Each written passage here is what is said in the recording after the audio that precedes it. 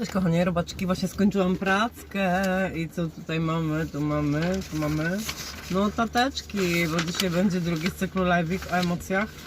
Dzisiaj będzie trochę bardziej konkretnie, będą stany. Dobra, nie mogę powiedzieć, będzie fajnie. Mam ogólnie prawie 6 stron notatek. Adrenalina, kortyzol, noradrenalina, ale nie będzie dużo takiej terminologii, bardziej będę mówić o takich życiowych sytuacjach. Tak zapraszam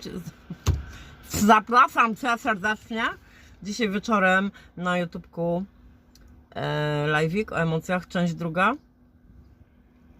Nie wiem jeszcze o której, bo muszę się troszkę przespać, bo wykończyło mnie słońce i muszę jeszcze zrobić kroki. Utrzymuję się w swojej dyscyplinie i widzimy się wieczorem. Jak nie dotrzymasz, jak pójdziesz spać, to jutro sobie obejrzysz, bo live będzie nagrany.